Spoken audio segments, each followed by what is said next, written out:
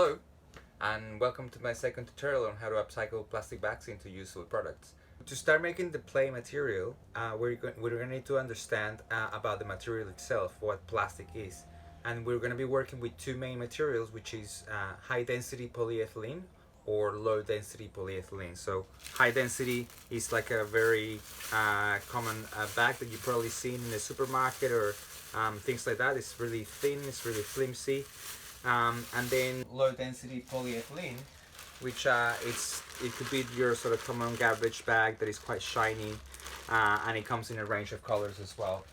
I decided that I'm not gonna make a separate video for just the materials because I prefer to explain the technicalities of the material while I'm processing it, so then I can tell you the little tips that I have found to make the sheets much nicer. We're gonna start with Hdpe, and we're gonna talk about the characteristics of the material and how you can recognize which plastic bags are which material, so then you don't get confused and then you don't mix the materials.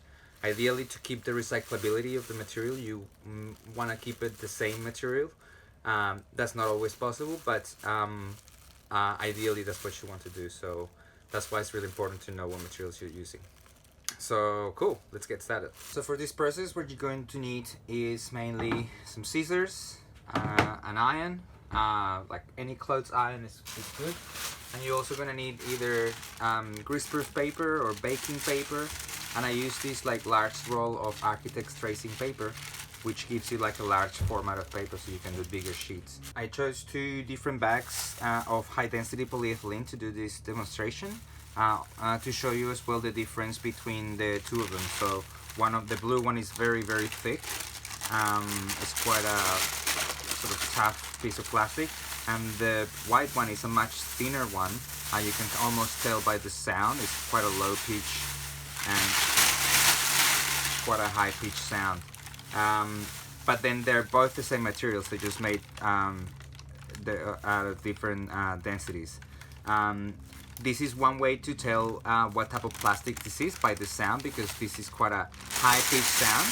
But if you compare it, for example, to a low-density polyethylene, it also has this crunch sound, but it's much lower in pitch. So that's something I can use sort of to tell that this high-pitched sound, even if it's in a thinner bag, it's going to be much higher than the low-density polyethylene. That's one way, and another way is also to tell the translucency of the bag. So you can kind of see my hand there, but you cannot really determine, you cannot see the light coming through, right? But then, for example, maybe not in the example of the black Ldpe because it's black, but in this blue Ldpe, it's transparent. You can actually see the details of my hand, and that is one other way to determine that this is low density, because you can see through, and high density is going to be an opaque sort of translucency. So that's a very good way to tell. Once you work more with the materials, you will learn what they are, and I'm pretty sure that you know it doesn't matter if you make mistakes at the start like I did, but you will learn, you will be able to tell what plastic is what from a mile away after a few months of working with it. As I said, they're all different thicknesses, and I know from experience that this blue bag, for what I need, for example for backpacks, I only need to layer it 6 times. So what I'm going to do is the bag obviously comes in this format where it's open on one side and then sealed in one, but then it's got these folds that give the volume of the bag so it's not flat. So what we're going to do is cut that bottom bit, and you're gonna keep these bits because we can melt them later and make something else. And then once you cut the bottom, then you can extend the bag to the maximum it can give you. Make sure you flatten it down, and from experience 4 layers of this bag are good enough to make like a wallet or maybe like a pouch. but for like a backpack I would need maybe like 6 layers. So in this process you can if you're using just one, obviously you can just fold it, but if I wanted to make a bigger sheet the size of this bag, I will just put another bag of the same size on top until I get the desired number of layers. But for this one I'm just gonna make something small, so I'm just gonna use 4, and that will be my base layer. And then with the white, I could use it to put it on top if I wanted to make it thicker. But remember that the fact that this one is thinner than the other, it's gonna have a difference in shrinkage. So this is gonna shrink and melt much faster than this one. So it might cause problems in the shape of the material. So what I'm gonna use is just a little bits of this bag. But also I wanted to show with this bag, because this bag is printed, as you can see, and many of the bags that you'll find out there will have a printed of the brand of whatever they're promoting. So this printing has to have like a chemical prime on the original bag, so then the ink can actually stay. So if we're going to iron on this side is going to actually stick to our paper and it's not going to work. So when you find any prints or anything, you're going to turn them inside out. But we repeat the same process of cutting the bottom. And what I'm going to do is just, I guess, I'm just going to grab some random pieces. And I know, for example, that when I cut the bag, this side that is with the print is the one that is going to be the sticky side. So I might as well just use the other side. And just make sure I turn this around so I know that if I use any parts, they're already on the right side to iron. And yeah, I'm just gonna quickly sort of decorate these. We're gonna go over decoration in later videos. But one of the techniques I like to use is, for example, have the base layer first, and then press it, and then decorate it with the thinner layer first to get an effect that you will see. So we're gonna put these pieces for here now separate, and we're gonna iron our blue sheet. So I roll over my piece of plastic, this piece of paper, and at this point also you want to make sure that you are in a well ventilated space, or that you have like some kind of extraction, like air extraction unit for your place. So because obviously like some fumes are going to come out of this. It's not toxic at all, but obviously in higher amounts is not going to be good for you. So it's good to have always a mask handy, so you can always wear it, especially if you're inside, but always make sure you have a window open. So I'm going to open the door of my studio because I'm almost outside. So it's a little bit more ventilated. I'm going to wear my mask. And I'm going to turn the iron on.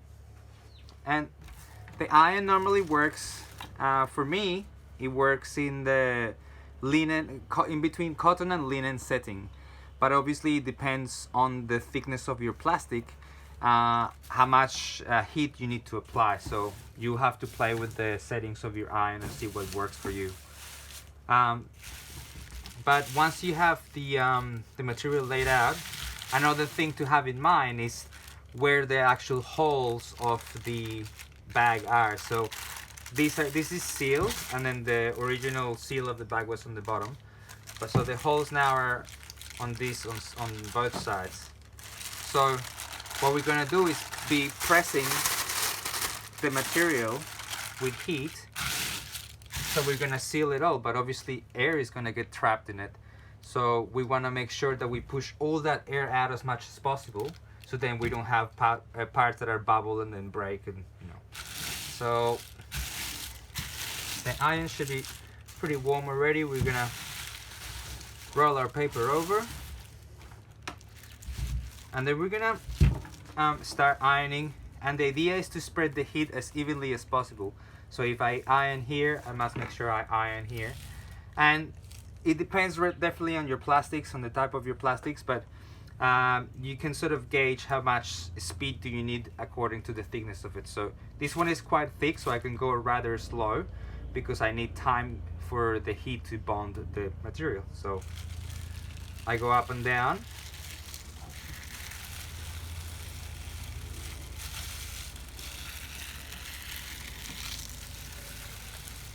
And you can probably see that the plastic is shrinking a little bit, and this is very natural of Hdpe. But because it's quite a thick plastic, it's not shrinking as much as other thinner ones would do.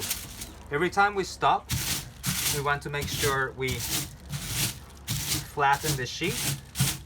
And obviously, right now it's really cold here, so it's not so hot to touch the sheet. But if you're in hot weather, make sure you wear gloves or something. So sometimes I do with my arms like this, which is handy.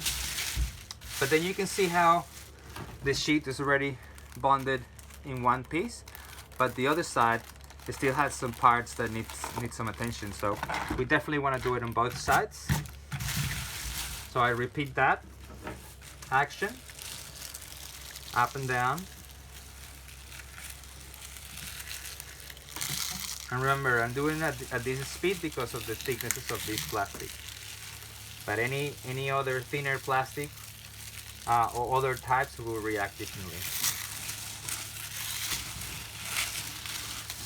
And again, once you finish ironing, you flatten the sheet. This is really important if you want your sheet to be flat. Otherwise, the plastic will do its own thing as it cools down, and it can warp the sheet. And there you go, you have a sheet of plastic that was 4 layers now, and now it's one single layer. So in that case, now I can use my decoration. So I'm going to use my white sheets. For this technique, I only use one single layer of the same material, Hdpe, but a different color. I'm just going to put it on top and roll my paper over. And in this case, before I was pressing with pressure, but this time I'm just going to hover the iron over the plastic, so then I get that white plastic to almost disintegrate and stick to the blue in a way that you will see in a minute.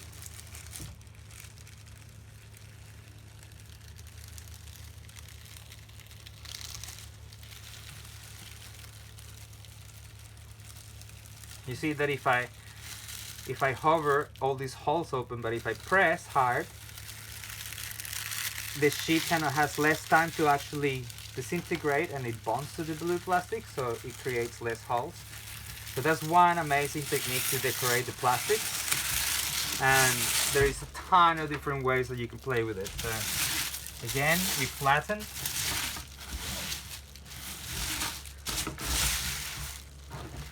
And there you go.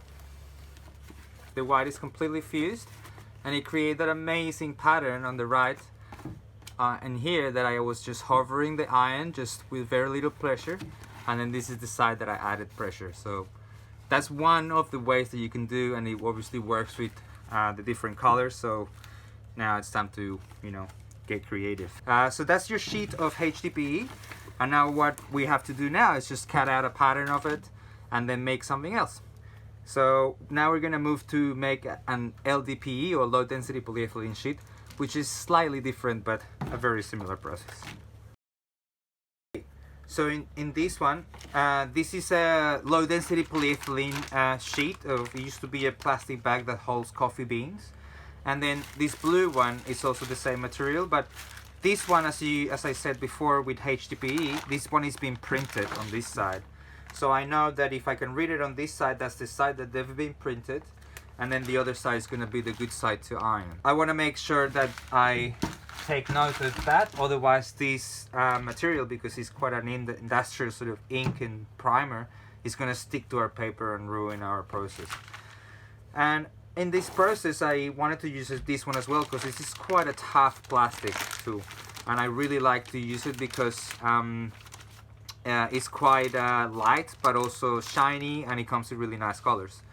But now we're going to talk about also low density polyethylene. So In comparison to high density polyethylene, low density is much more elastic than high density. It shrinks a lot less, and it also has a lower melting temperature. So you can find these type of plastics in things like covering clothes or mattresses or plastic bread wrappers, things like that. This is the type of translucent plastic that you see pretty much everywhere. It's readily available, and there's a ton of it in just transparent color, but also blues and greens and reds and oranges, etc. The beauty about these plastics is that it's probably the best for sewing, and it also has that shiny look, as you can see, unlike high density, which is also shiny in a way, but it's matte. This has got quite a reflective sort of attribute, so that's quite nice. And as I said before, that's one of the ways to recognize it, but also the sound. This is quite a thick bag, but compared to the blue one we watched before, it has a much lower pitch sound. So that's one way. And then again, you can see my hand through, basically. You can see my details. So this time I'm just gonna use this green one. And from experience, this type of sheet or this type of plastic is really good in 4 layers only. Any thicker than that is gonna be too thick for our machine to work through. And I'm not gonna decorate this one the way we did the last time, but I'm just gonna cut it in half for now. And I'm gonna show you also the beauty about combining different colors of plastics and how the translucency works. And it works probably the best in low density polyethylene because it's literally transparent. So colors will combine if they're in the light, and especially in this material that is much thinner. So this is a green sheet obviously, and this is a blue one, but then when we combine it, we're gonna get a color that is gonna be somewhere in between. Maybe you cannot tell with the light so much in this camera, but this is more like a teal color when you compare it to this sort of green. So it's hard to tell a little bit, but you will see. So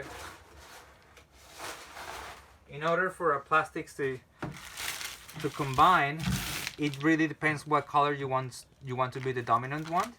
So I want the blue to be dominant because I wanted it to be a teal, so the blue will go on the top.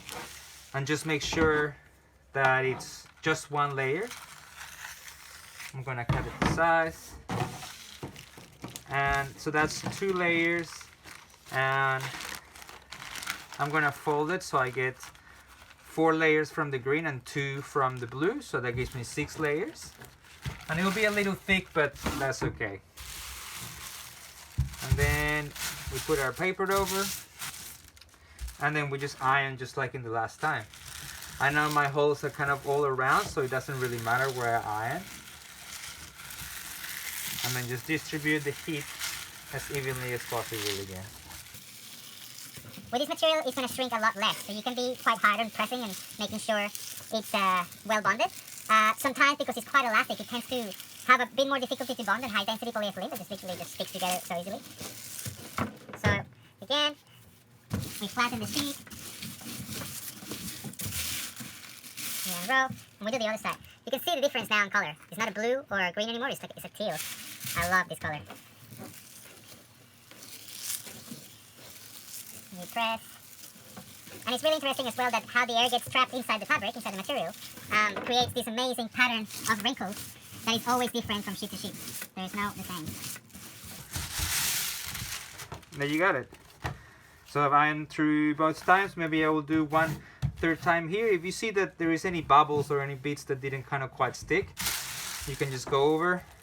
But don't just go over the place, just do the entire thing.